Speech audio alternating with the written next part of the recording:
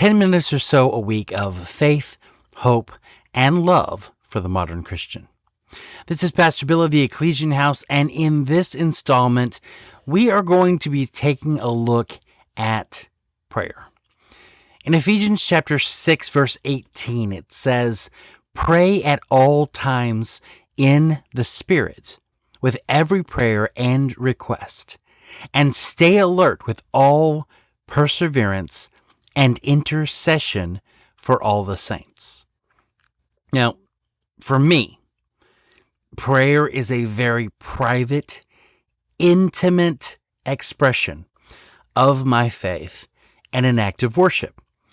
Through my study, through my experiences, I've come to this idea of what prayer is. And I'll go over, we're going to go over scriptures, obviously, that talk about what prayer is. And I just, it's one of those things where you don't talk about it until you talk about it. And then sometimes people don't talk about it at all. And we really should.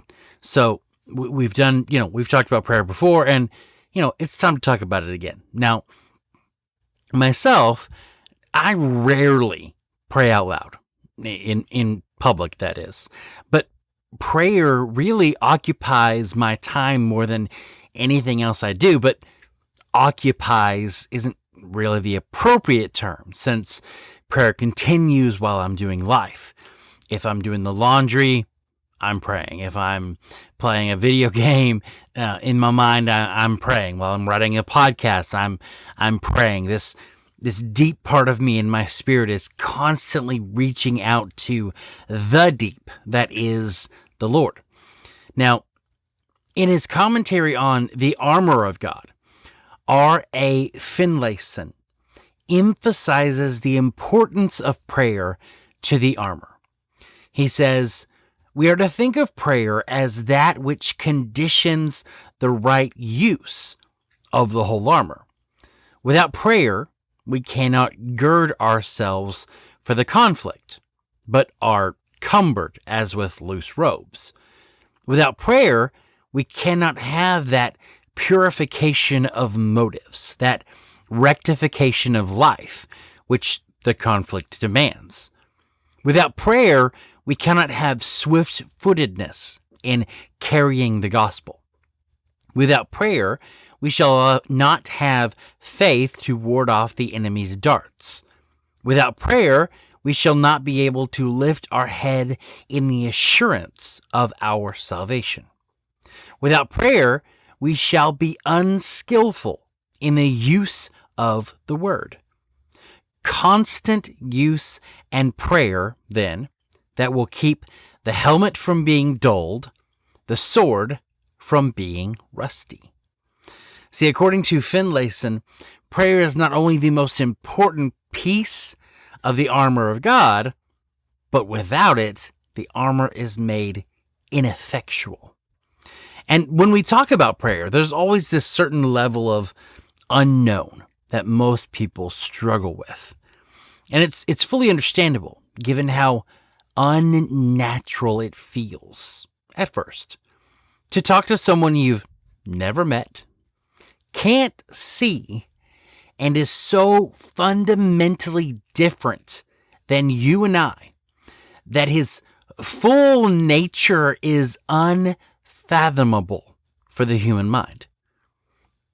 However, we can't allow the unease of our flesh to lead to doubt. James 1 tells us that when we ask God for something, we should do so in faith without doubting. This is starting in verse 6 of James 1. "For the doubter is like the surging sea, driven and tossed by the wind.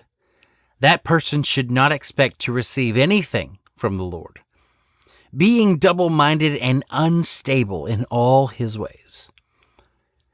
The upside there being if we find a way to overcome our doubt of God, then we are no longer being double-minded and unstable in our prayers.